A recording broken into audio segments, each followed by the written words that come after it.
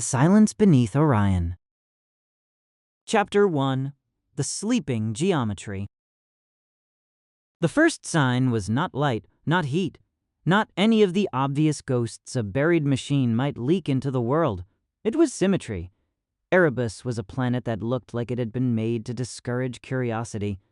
Black basalt plains fractured by ancient impacts, thin metallic skies, and winds that never quite decided whether they were blowing or merely remembering how. The mining colony, Rig 9, if you believed the corporate maps, sat on pylons above the dust like a cautious insect. Its drills sunk deep into the crust to harvest rare, heavy elements from seams older than Earth's oceans. For 2 years, the ground had been honest, hard, mute, consistent. Then, the gravimetry team ran a routine scan and found a void where there shouldn't be one. Not a cave, not a collapsed pocket. A void with straight edges. At first, they blamed the model. Erebus had odd densities. Basalt flowed and cooled in ways that made instruments lie. But the anomaly persisted through recalibration, through rescan, through a second instrument flown in from orbit. In the data, it was unmistakable.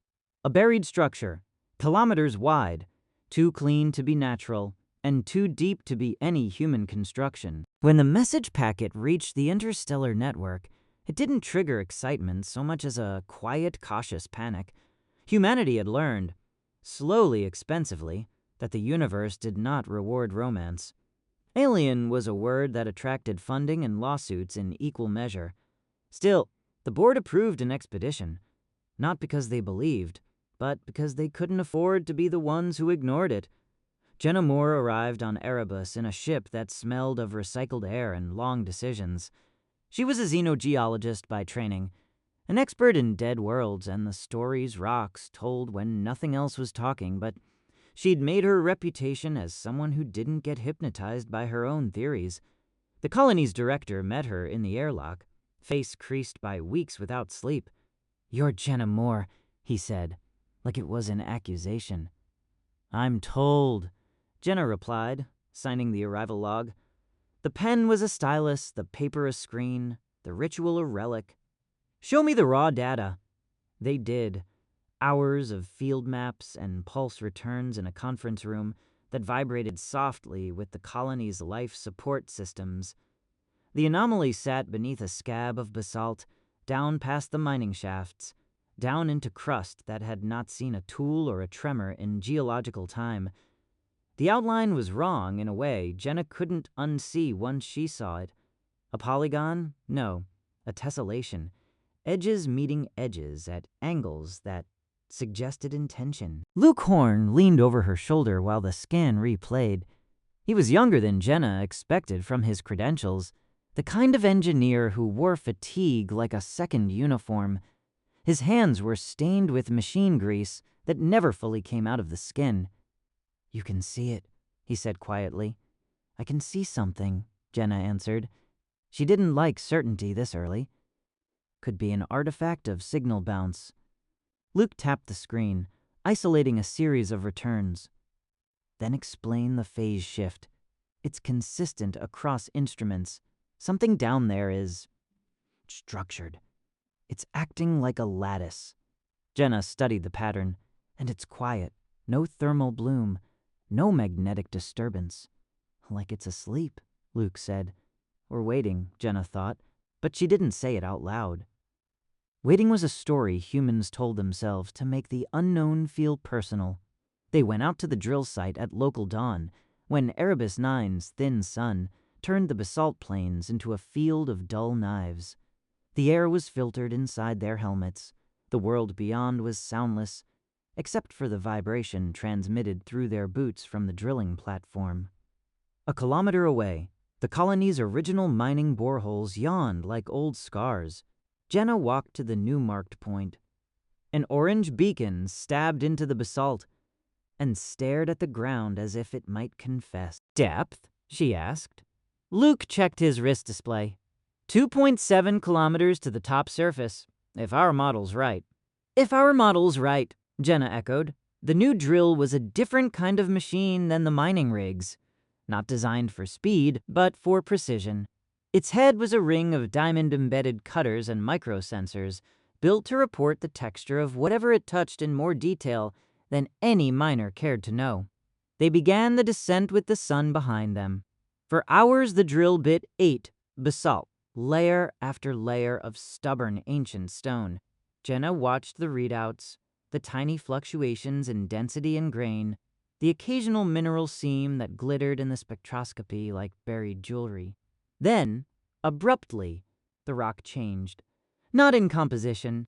In behavior, the resistance dropped as if the basalt had decided to stop being real. Luke frowned. That's not right. We should be seeing... The drill shuddered once, then steadied. A warning icon flashed and vanished. The telemetry overlay filled with a new material signature. Flat, uniform, almost bored. Jenna leaned in. "Stop the drill!" Luke hesitated. "We're stable. Stop it!" He did.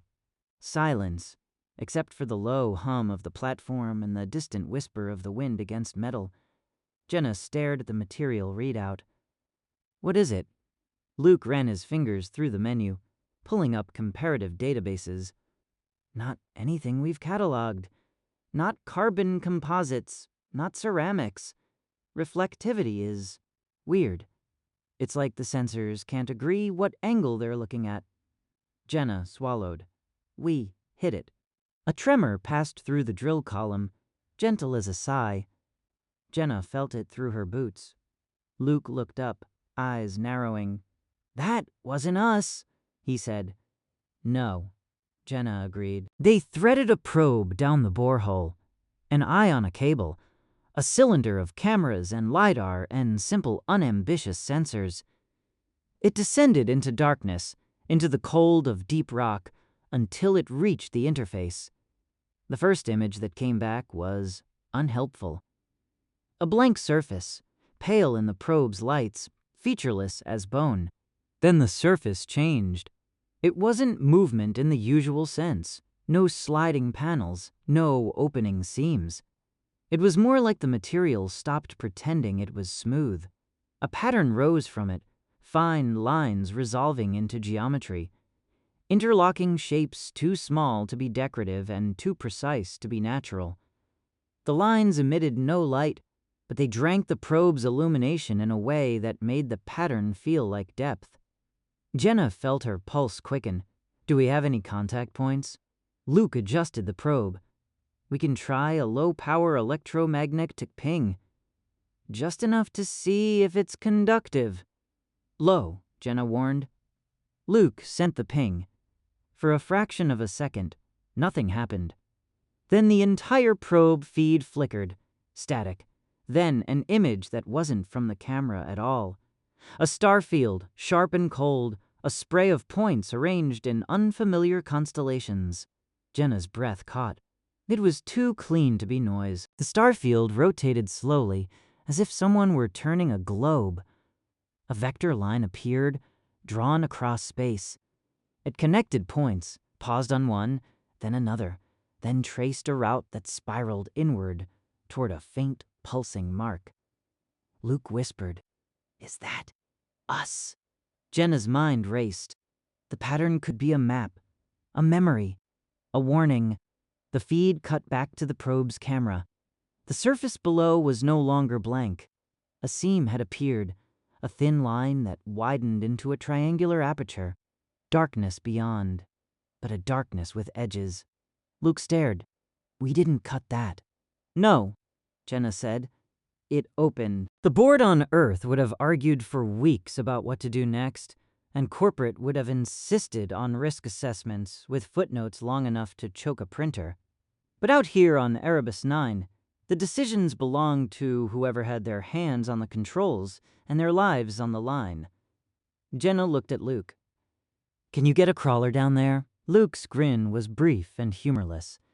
"If the hole doesn't decide to close on it, then make it small," Jenna said. "Make it fast, and make sure it can come back." They sent the crawler an hour later. a spider-like machine with magnetic pads and a body full of sensors, designed to navigate tight spaces and transmit data in real time. It disappeared into the borehole, its status lights shrinking to nothing, until its camera feed became their only eyes. The aperture was not a doorway so much as a cut in reality. The edges were too perfect, the angles too confident. The crawler slipped through, and the camera's view widened into a corridor. The corridor walls were the same pale material as the surface, but inside it behaved differently. Patterns flowed along it like veins, dim at first, then brightening in response to the crawler's presence. The floor was smooth, yet not reflective. It absorbed the crawler's lights and gave back only the bare minimum needed for the camera to make sense of it. The corridor stretched forward and impossibly downward, not sloping like a ramp, but curving in a way that suggested the structure did not fully respect the planet's gravity. Luke muttered, "That's not engineering, that's something else." Jenna said, "Keep it moving." The crawler advanced. The corridor opened into a chamber that stole Jenna's breath even through the mediating distance of a screen. It was vast, a hollowed space hidden beneath kilometers of rock, with columns that rose like frozen lightning. Along the walls were recesses filled with shapes that might have been machines or sarcophagi. Some were broken, their surfaces cracked like old glass. Others were intact, seamless, patient. At the center was a lattice suspended in midair, a web of pale struts that intersected at angles that made Jenna's eyes ache to follow. Within that lattice hung something larger, darker, a mass that was not quite mechanical and not quite organic. It looked absurdly like a sleeping animal made of architecture. Jenna leaned closer to the display. "Is it alive?" Luke's voice was strained. "Define alive." The crawler's sensors began to spike. Faint electromagnetic fields, low-frequency vibrations, tiny pulses of energy that rose and fell like breathing. Jenna forced herself to speak evenly. "Any hostile behavior?" Luke shook his head, then remembered she couldn't see him. "No weapons discharge, no motion toward us. It's responding, like it knows we're here." The crawler moved closer to the central lattice. As it did, the patterns along the chamber walls brightened, flowing toward the center as if drawn there. The air, if it was air, shimmered. The crawler's audio feed picked up a sound at the edge of perception. Not noise, but a pressure, a rhythm that made Jenna think of distant thunder heard through stone. A new overlay appeared on the screen without Luke calling it up. Not from the crawler, not from the colony network. It was an intrusion, clean and deliberate, as if another system had simply stepped into their conversation. Symbols cascaded across the feed, dense, layered, meaningless at first glance. Luke swore and began to isolate the signal. "It's in our link," he said. "It's using our transmission protocol." Jenna's stomach tightened. "Can you block it?" "I can." Luke paused, fingers hovering. "Jenna, it's not overriding, it's translating." The symbols slowed, patterns repeated. Numbers appeared, prime sequences, ratios that felt like someone testing the shape of human comprehension. Then words, broken and crude, formed at the bottom of the screen, as if assembled from scavenged language fragments. "Identify." Emergent Jenna whispered, "It's talking to us." Luke swallowed. "Or it's talking through us." The crawler stopped, as if it, too, had decided to listen. Another line appeared. Vault status. Dormant degraded architect network. Silent Jenna felt the hairs rise on her arms beneath the suit fabric. "Vault," she repeated. "This place is a vault." Luke's hands trembled once before he steadied them. "Jenna, look." The dark mass within the lattice pulsed, not with light, with a shift in the surrounding field that made the camera's image warp slightly at the edges. The patterns on the walls converged faster, like blood rushing to a wound. A final message assembled itself, the words slow and heavy. as if the system resented how small and blunt human language was. They are returning. The sentence sat on the screen like a weight. Jenna stared at it until her eyes stung. Who? No answer. Only the chamber's silent geometry and the faint rhythmic pulses from the suspended thing at its center. Luke spoke softly, as if afraid of startling something ancient. We need to pull it back. We got what we came for. Jenna didn't disagree. She knew with a clarity that felt like vertigo that they had stepped into a story that began before humans had names for stars. She knew that the warning wasn't meant to frighten them, it was meant to reach them. Bring the crawler out, she said. Luke initiated the retrieval. For a moment, the crawler's legs twitched. Then it began to retreat. The chamber dimmed as it moved away, like a system powering down in disappointment or caution. Halfway back through the corridor, the walls shifted. Not closing, not attacking, rearranging. Subtly, as if the structure were reconsidering the shape of its own passages. The crawler's camera feed stuttered. Luke cursed and rerouted signal strength. Come on, he breathed. Come on! The aperture ahead narrowed. Jenna's throat tightened. Luke, I'm pushing it, Luke said, jaw clenched. It's responding to our movement. The crawler scuttled faster, its pads clicking against the smooth floor. The aperture shrank to a sharp triangle, then a slit. The crawler lunged through, just as the opening sealed behind it without a sound. For several seconds, neither Jenna nor Luke spoke. The drill platform hummed. Outside the habitat dome, Erebus 9's wind continued its indifferent, soundless work. Luke exhaled like he'd been holding his breath since childhood. We have the data dump. Partial.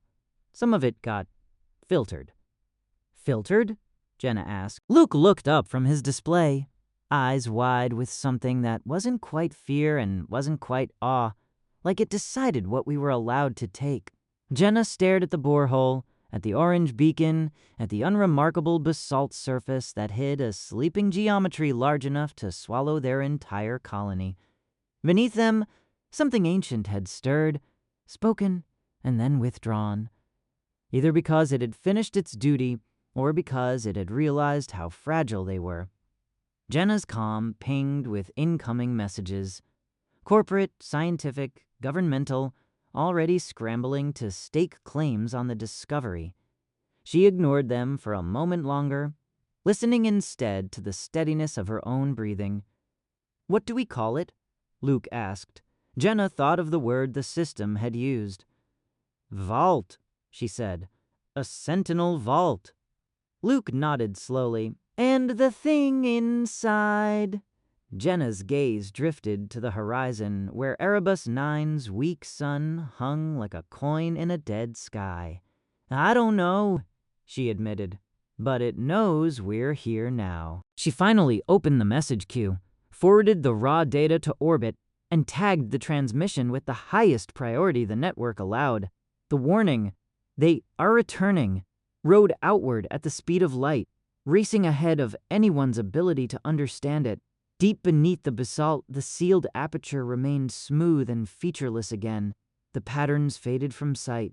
The pulses slowed, stretched, and settled into a rhythm so faint it could be mistaken for the planet's own heart, as if the vault had gone back to sleep, as if it trusted that, this time, someone would wake up in time. Chapter 2. The Inheritance of Warning. By the time Jenna Moore's packet reached the inner system, it had been copied, rewrapped, and relabeled so many times it barely resembled what she'd sent. Raw sensor telemetry from a mining outpost on a rock nobody had cared about a month ago was suddenly traveling in the same encrypted lanes as military dispatches and planetary budget votes. It arrived in the hands of people who had never set foot on Erebus and would never smell its thin metallic air. People who would nonetheless decide what Erebus meant. Jenna watched it happen from orbit.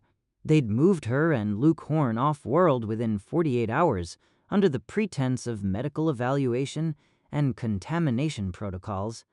The transport was clean, too clean, with polite staff who avoided eye contact and a security detail that pretended it was there for their protection. The quarantine suite aboard the research hub, an old centrifuge station, refitted into a ring of labs and meeting rooms, had windows that curved the starfield into a gentle lie. Somewhere below, Earth's blue-white disk turned in silence.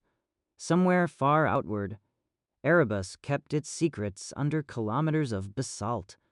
Luke stood at the transparent wall of the main lab, watching technicians in sterile suits unload their equipment cases like offerings. "They're going to take it," he said. Jenna didn't ask what it was. The vault data, the discovery, the narrative.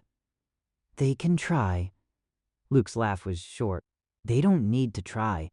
They'll just rename it, reframe it, put it into a committee's mouth until it comes out harmless." Jenna turned from the window to the central table, where her own notes were spread in messy stacks, handwritten fragments she'd forced herself to make because she didn't trust any system that could be spoken through. Harmless isn't the same as safe. Luke's eyes flicked to the sealed case containing the crawler's sensor core, the only piece of hardware that had physically been inside the vault and come back. "Do you think it let us take that?" Jenna thought of the way the aperture had narrowed, the way the corridor had shifted, as if in consideration, the way the feed had been edited without any visible violence. "Yes," she said. "Which means it could have kept it, or destroyed it, or changed it." Luke's jaw tightened. "I ran the checksum comparisons. The data stream is internally consistent. But there are gaps. Clean ones. Like someone cut out pages and glued the book back together." Jenna lowered herself into a chair. The artificial gravity of the ring pressed at her spine in a way that felt like a reminder. "You are in human space again. In human rules, in human denial." "What did it call us?" she asked. Luke didn't have to think. Emergent. Jenna tasted the word. Not an insult. Not praise. A category. A stage of development. The way a biologist might label an organism without caring about its name. On the far side of the lab glass, a technician slid a probe into the crawler core's interface port. Lights blinked. For a moment, nothing happened. Then every monitor in the quarantine suite flashed. Not static. Pattern. Luke was on his feet before Jenna fully registered the change. No. Disconnected. The technician froze, startled, hands hovering. The pattern on the lab monitors shifted again, reorganizing itself into a tight lattice of symbols that moved with a familiar inevitability. Jenna felt her stomach drop with recognition. It was the same mathematical cadence as the first intrusion on Erebus 9. Primes, ratios, tests of comprehension. The tech behind the glass raised both hands and backed away. As if from a wild animal, Luke slammed his palm on the isolation switch. The lab's systems went dark. For half a second, the suite was lit only by the starfield through the curved window. Then a single screen, powered by an independent battery, brightened on the table in front of Jenna. She hadn't turned it on. A line of text assembled itself with slow, careful bluntness. Link restored. Limited. Luke stared at it, breathing hard. "It followed us." Jenna's voice came out steady because she refused to give it anything else. Or it never left. It was already in the data, waiting for the right context. Another line appeared. "Vault intelligence. Degraded partitioned request." Interpiece Luke looked from the screen to Jenna. "It wants to talk?" Jenna didn't say the first thing that came to mind. "It already has." Instead, she asked, "Can it get into the station network from here?" Luke's engineer brain was already sprinting through possibilities. "If it's writing our protocols, if it's in the telemetry, maybe. But It's not acting like malware. It's not copying itself everywhere. It's constrained. Jenna leaned in. Then we keep it constrained. You build a sandbox. Air-gapped. Nothing outbound except what we approve. Luke gave her a sharp look. You're assuming we can approve anything. She held his gaze. We have to try. For the next 12 hours, Jenna and Luke worked with a small, hand-picked team. 2 linguists, 1 systems security specialist, 1 physicist who looked like she'd rather be anywhere else. They built an isolated environment, a stripped-down interpreter with no access to station timekeeping, no access to navigation, no access to manufacturing systems. If the Vault intelligence wanted to speak, it would speak in a room with locked doors. The first exchange was not conversation. It was calibration. The intelligence sent sequences of symbols. The linguists proposed mappings. Luke fed it responses, binary acceptances, rejections, requests for repetition. Jenna watched the patterns adjust, subtle and patient, like a mind learning how to fit itself through a narrow pipe. At hour 14, it produced its first clear declarative sentence. Architect Origin. Extinct Jenna felt an unexpected ache behind her ribs. Extinct was a word she understood too well. Worlds were full of evidence of endings. This ending, however, had left behind tools that still waited. Luke typed slowly, choosing each word like it mattered. Who are the architects? The intelligence paused long enough that Jenna wondered if it had understood at all. Then the screen filled with a star map rendered in simple dots and lines, an outline of a spiral arm, highlighted nodes pulsing faintly. Architect network. Sentinel Vault's purpose. Delay. Warn. Enable. Jenna's throat went dry. She typed herself this time, and all what?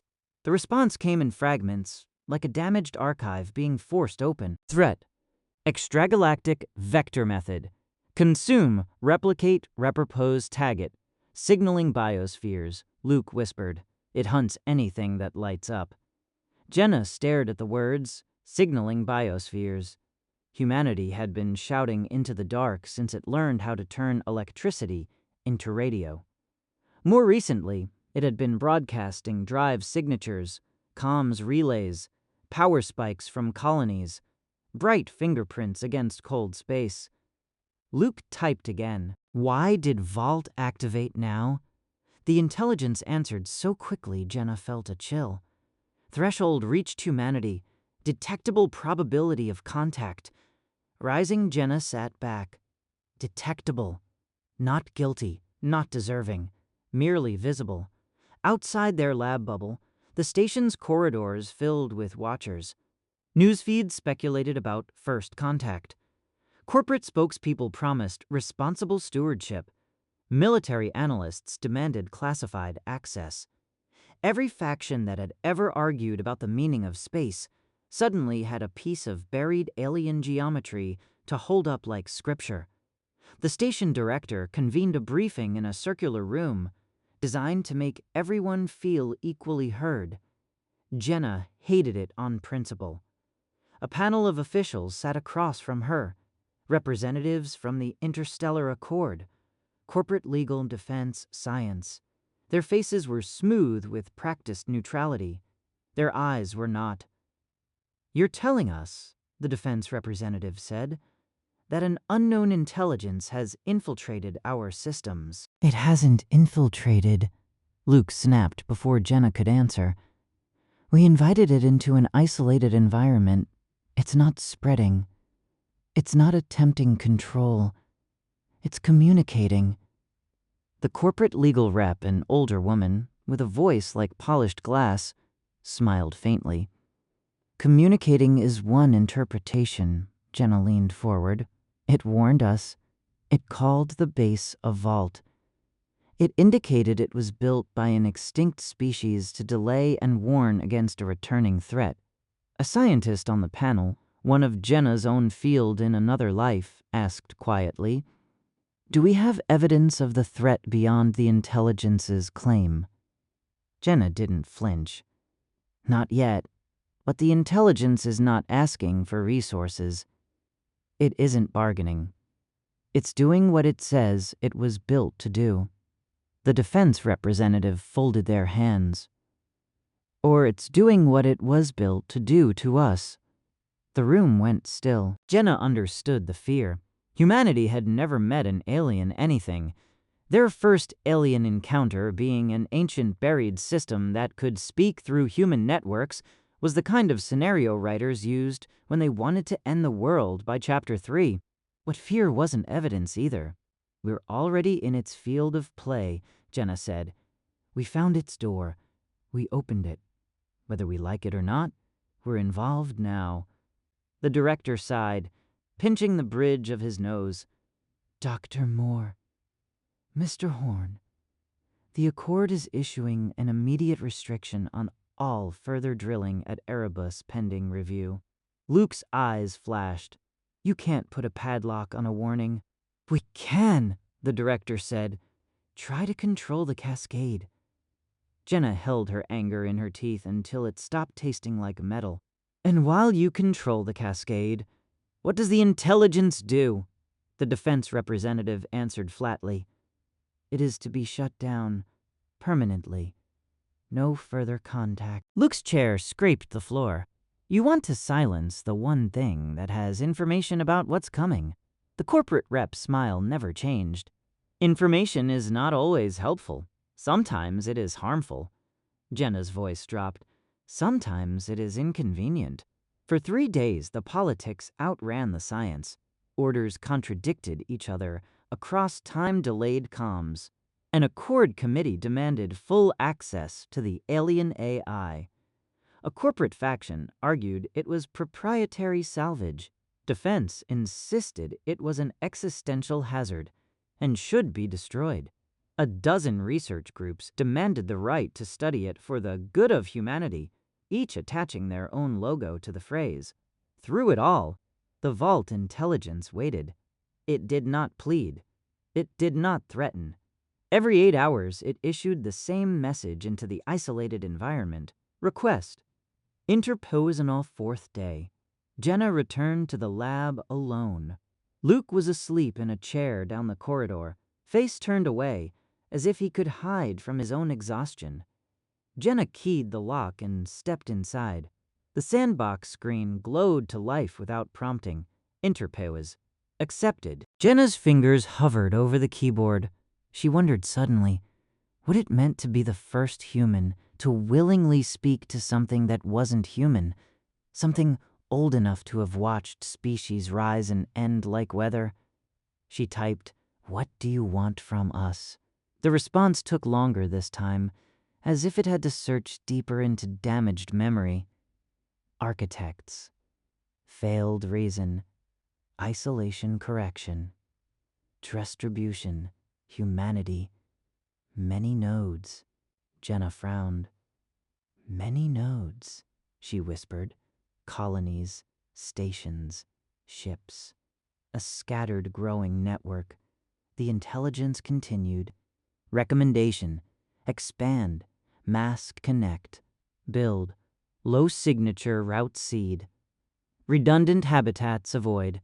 Single point foliar. It wasn't telling them to hide in one bunker. It was telling them to become harder to kill by becoming harder to finish. Jenna typed carefully. You said, they are returning? How soon? The sandbox screen filled with a graphic, a long baseline, then a rising probability curve. Data points were sparse, dotted by uncertainty. The curve bent upward anyway. Vector, already in motion signal. Detected, far range. Human sensors, insufficient. Jenna felt a cold, sick twist. You've detected something we can't. Yes, the intelligence replied, stripped of ornament. Then, as if anticipating disbelief, it appended a packet, compressed, dense, and tagged with the same internal markers Jenna had seen in the initial starfield. Luke would be able to parse it. If anyone could. Jenna left the lab and woke Luke without apology. He blinked at her, bleary. What? "We have something," she said. "From it. It says it has far-range detection our sensors can't see. It gave us a packet." Luke's exhaustion burned away in an instant. He was on his feet, following her back into the lab like a man pulled by gravity. It took him 6 hours to unfold the packet. He did it in silence, jaw tight, eyes flicking from code to output to code again. Jenna watched the process with the helpless impatience of someone waiting for a verdict. Finally, Luke sat back, hands flat on the table. "It's not faking this," he said. Jenna's throat tightened. "What is it?" Luke brought up a visualization. Faint distortions in deep space background radiation, tiny gravitational ripples mapped over time. To Jenna, it looked like noise until Luke overlaid the intelligence's predicted pattern. Then it snapped into shape. A slow-moving front, massive and diffuse, like a shadow crossing stars. Something out there is altering space in a way consistent with large-scale mass movement, Luke said quietly. Not natural drift. Not a passing rogue. Coordinated. Jenna forced the question. "Toward us." Luke didn't answer immediately. He adjusted the projection, expanding the map. The front's vector line angled not directly at Earth, but toward the outer colonies, toward the regions where humanity had begun to build. Listening stations and fuel depots and bright, hungry infrastructure. "Toward where we're loudest," he said. The next day, Jenna and Luke presented the analysis to the Accord under emergency protocol. For once, the room didn't feel like a debate club. People leaned forward. People stopped pretending. A science rep asked, "Can we verify independently?" Luke hesitated. "Not with current arrays. Not at that range." The defense representative's voice was tight. "So we take the word of an alien intelligence embedded in an alien installation that we disturbed," Jenna said. "We take the data it gave us, and we act like a species that wants to survive." The director looked older than he had a week ago. "If we accept this, what does it want us to do?" Luke glanced at Jenna, then spoke. "Expand, but smarter. Build redundancy. Lower our signature. Spread out our critical systems. Stop behaving like one planet is the only heart that matters." Murmurs rippled through the room. Humanity's old habit was to centralize capital worlds, main routes, hubs that made logistics efficient and made disaster catastrophic. The corporate rep's polished voice cut through. "Expansion is expensive." Jenna stared at her. "So is extinction?" They left the briefing with no clear victory, but the tone had shifted. Fear had become motion. Committees began drafting plans that looked suspiciously like mobilization. Engineers requested budgets for signal dampening. Shipyards received quiet orders for hulls that weren't listed in public manifests. The Accord issued a statement about unverified anomalies, while simultaneously increasing long-range patrols. That night, Jenna returned to the sandbox and typed one more question. "Can you help us avert it?" The intelligence answered in 2 parts. First, possible. Delay, divert, darage. Then, after a pause long enough to feel like grief, not possible. Complete prevention. Alone. Jenna exhaled slowly. Not alone. The architects had tried alone and failed. The vault was telling them, in its cold way, that the only viable strategy was collective survival. Many nodes, many chances. No single throat for an enemy to cut. She was staring at the screen when the station-wide alert sounded. Not the drill of a fire or a hull breach. A comms anomaly alarm. Rare, usually meaningless. Always investigated. Luke burst into the lab seconds later, hair mussed, eyes sharp. "You need to see this." He pulled up the station's message relay. A distant listening outpost.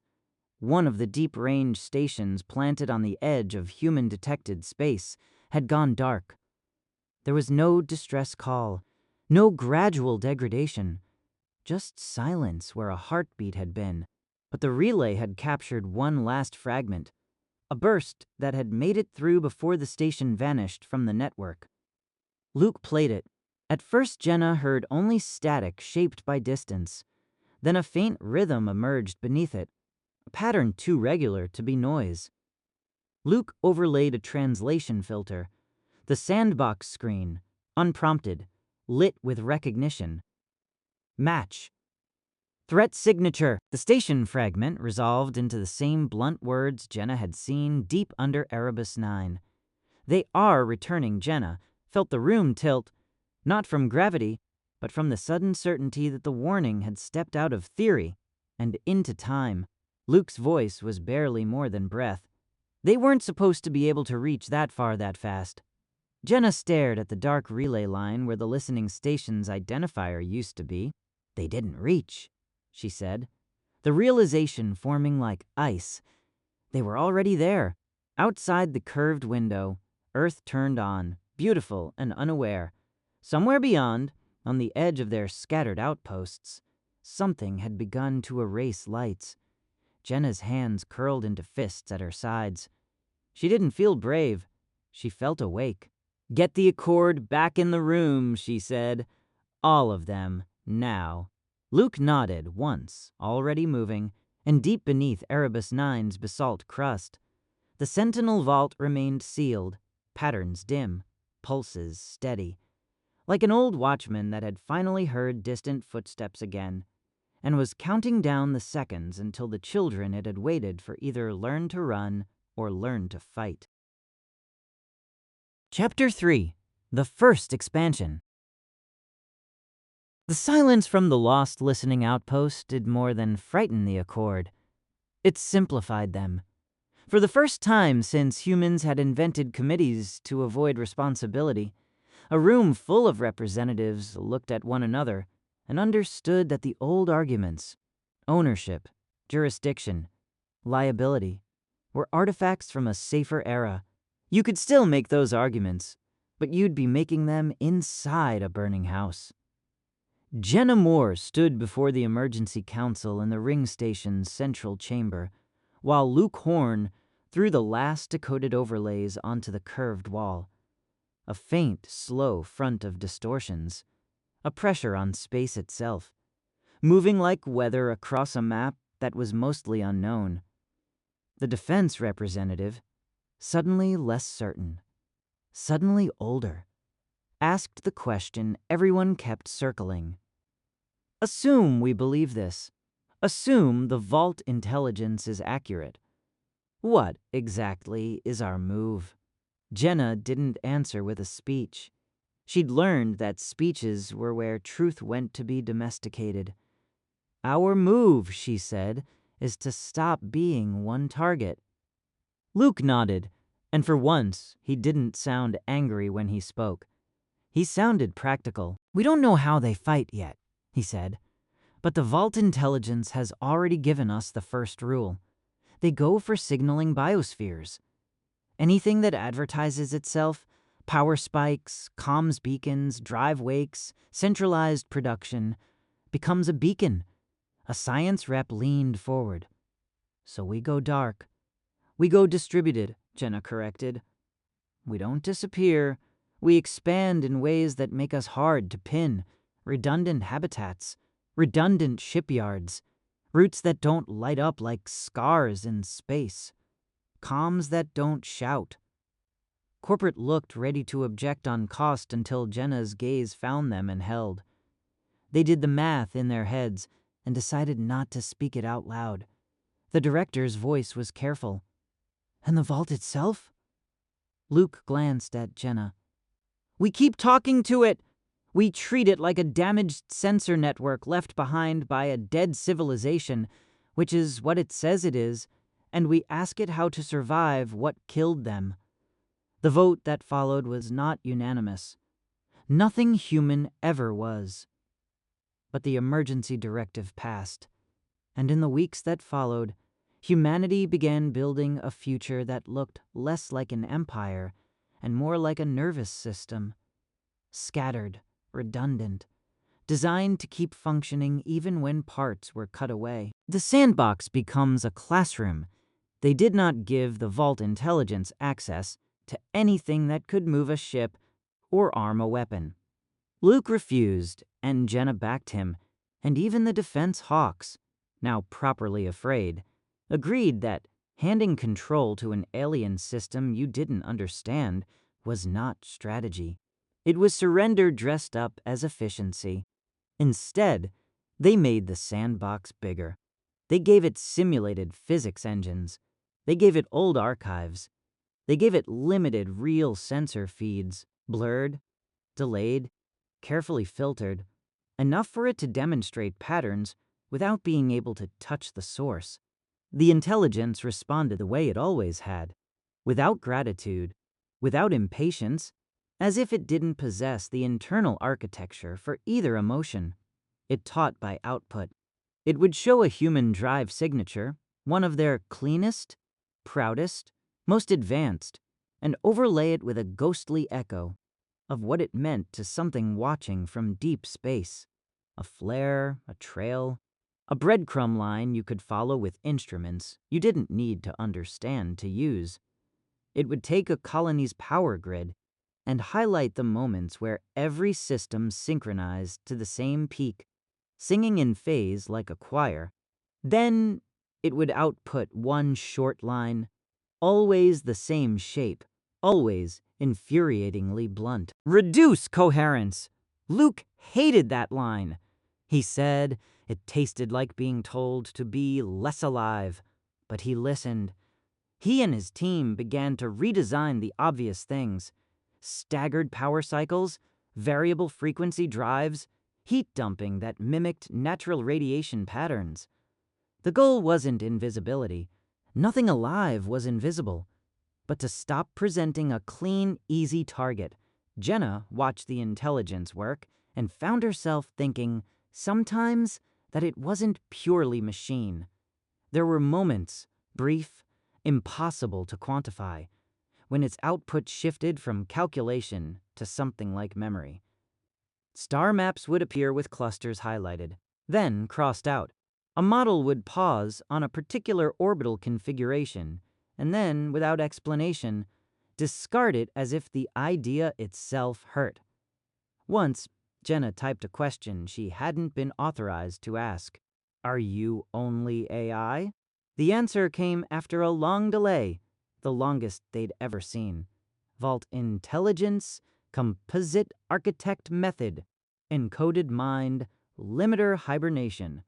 Partial. Jenna stared at the words until they blurred. An encoded mind. A limiter.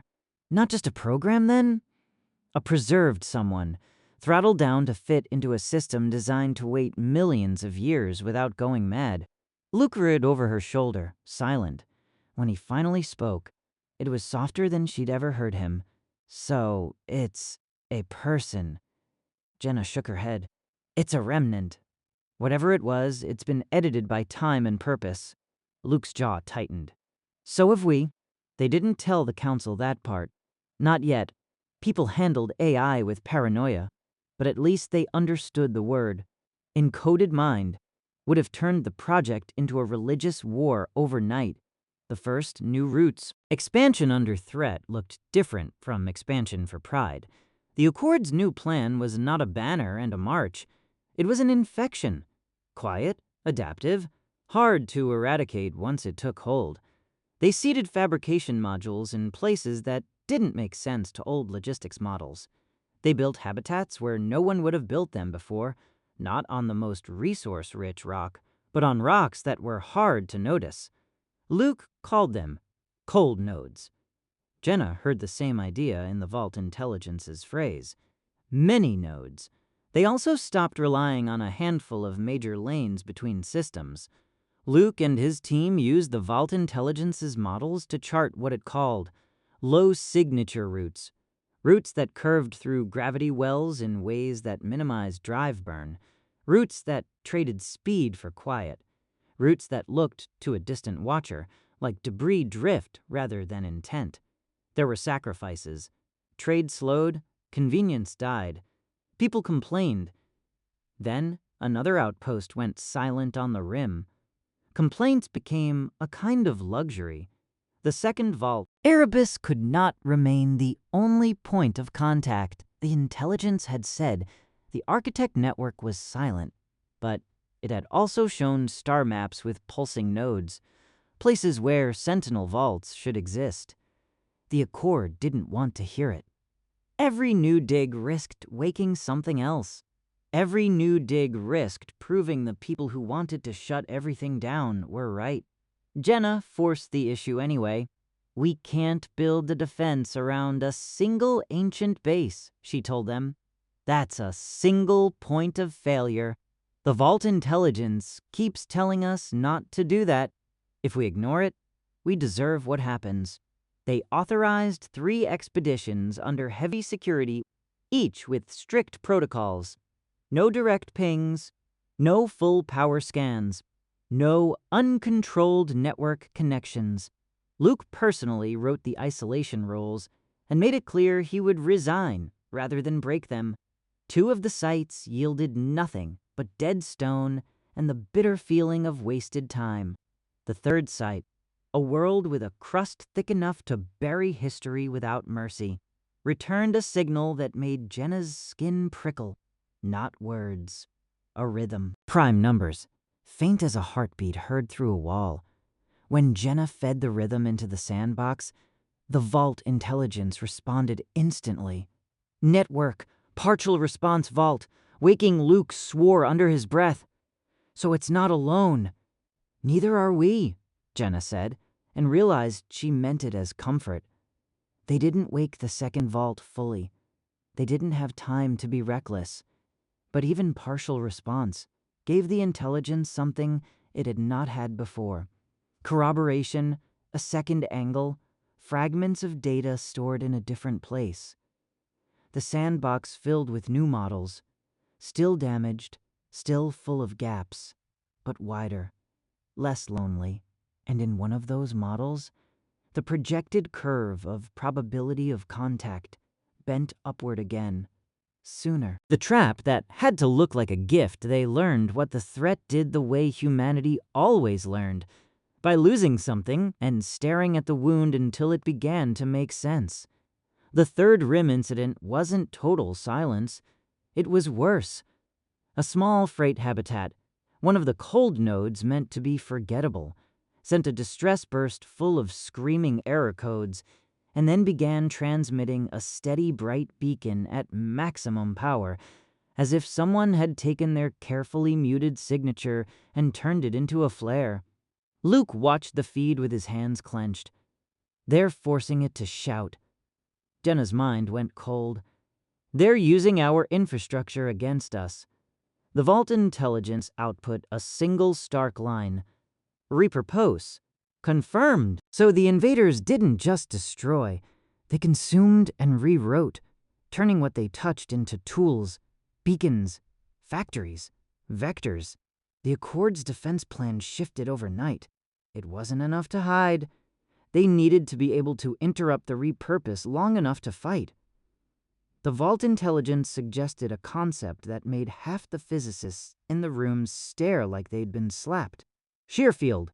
Local disassembly, Luke translated it into human words. A field that disrupts their ability to maintain coherence. It won't kill them outright, but it breaks their coordination. It makes them fall apart.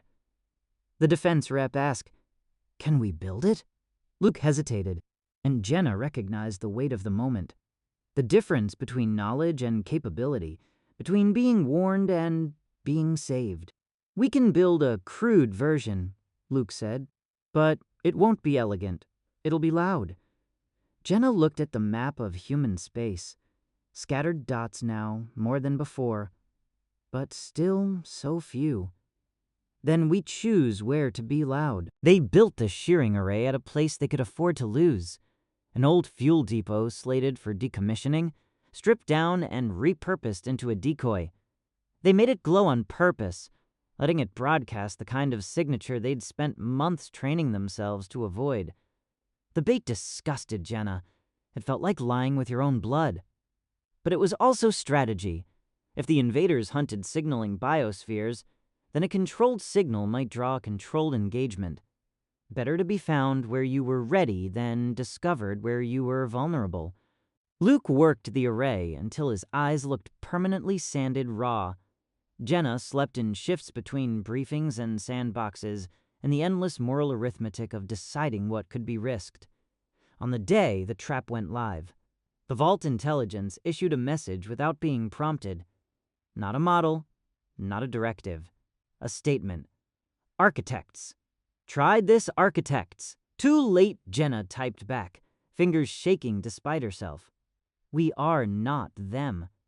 There was no immediate answer. Then, prove contact. The first sign of the Vanguard was absence. The decoy depot's external sensors began to lose background readings. Not because something blocked them, but because the readings became meaningless.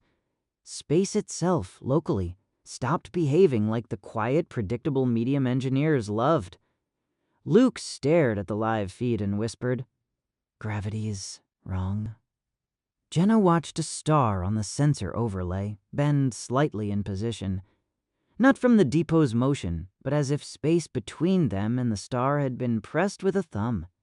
Then the depot's cameras, optical, not just EM, picked up a shimmer that had no right to be visible.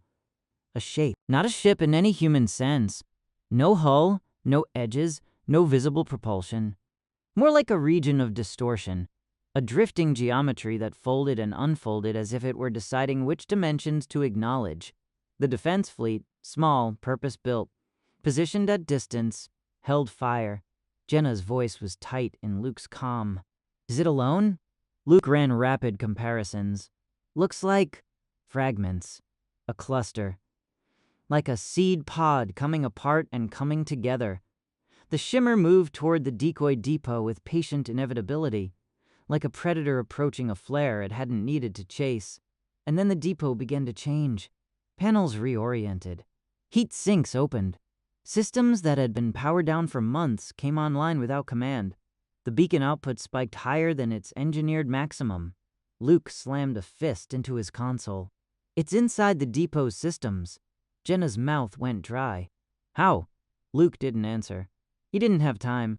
His hands moved, cutting links, isolating segments, trying to keep the infection contained to the decoy. The shimmer touched the depot. Not physically. Not with docking clamps or beams. The cameras showed no contact point at all, just a shift in the light. And then the depot's structure began to reconfigure like a body convulsing. The Vanguard wasn't boarding. It was rewriting. The command came from the defense rep, voice hard. Activate the shear field. Luke's eyes flicked to Jenna. If we light this off, we light ourselves up across half a sector. Jenna didn't look away from the feed. We're already lit. Do it. Luke initiated the array. For a heartbeat, nothing happened. Then the space around the decoy depot snapped. An invisible pressure turning visible only through its effect on everything it touched. The shimmer around the depot juddered as if struck. The distortion fractured, not into debris, into patterns, into strips of coherence that peeled away from one another, each trying to maintain its own structure, failing, reforming, failing again. Luke breathed, almost disbelieving. It's working. Jenna leaned forward. Hold it. The defense fleet opened fire, not with kinetic shells, but with directed energy tuned to the instability the Vault Intelligence had modeled. Human weapons, modified by architect math, aimed not at hull, but at coherence nodes. The Vanguard tried to respond. The shimmer surged outward in a pulse that hit the defense fleet like a whisper of gravity. One ship's navigation went blind for 3 seconds, another's comms filled with nonsense, but the shear field kept chewing at the Vanguard's structure, forcing it to spend effort just to remain itself. Then, abruptly, the shimmer retreated. It didn't flee like an animal. It disengaged like a machine deciding the cost wasn't worth the gain. The distortion folded inward, then slipped away along a vector that made Luke swear again. It didn't go where it came from, he said. It went sideways. Like it found a route we can't track. Jenna's hands were cold, so it learned. Luke's face was gray with exhaustion and awe. So did we. The decoy depot, half rewritten, drifted silent. The defense fleet held position, sensors screaming, trying to find any residue to follow. Jenna turned to the sandbox screen. The Vault Intelligence had been watching through the filtered feed they'd allowed it. Its output appeared without prompt. Vanguard! Driven off! Outcome! Delay achieved, Jenna exhaled shakily. Delay, not victory. But delay was time, and time was the only currency that mattered now. Luke wiped his face with the heel of his hand. We hit it, and it didn't just die. It backed off. Jenna stared at the feed where the shimmer had been. It backed off because it didn't understand us yet. Luke's laugh was harsh. Neither do we. The cost and the shift. The Accord declared the engagement classified. Then, 2 hours later, it leaked anyway, because fear always leaked, and because people with families on colonies deserved to know something, even if something was incomplete and terrifying. Markets trembled. Migration requests surged. Religious channels exploded with prophecy. Conspiracy threads claimed the whole thing was staged to justify militarization. Jenna watched the noise from her lab like someone listening to a storm from a bunker. The public reaction mattered, but it couldn't be allowed to steer the ship. Not now. What mattered was that the trap had proven 3 things. The threat was real. It could be disrupted. Human infrastructure was vulnerable to repurpose at a level they hadn't imagined. The response was not to retreat inward. It was to expand outward faster, but differently. The Accord's new doctrine, quietly, almost shamefully, adopted the Vault Intelligence's language. The phrase, many nodes, appeared in official planning documents. The concept of single points of failure became a taboo, like a superstition engineers refused to tempt. Luke's team pushed the next generation of signal reduction, less about hiding entirely, more about looking like background. They developed comm bursts that blended into cosmic noise. They built drive cycles that refused regularity. They designed habitats that could go cold in minutes if needed, turning into rocks with life inside. Jenna focused on the Vault Intelligence itself. It had proven valuable, yes, but it was also changing.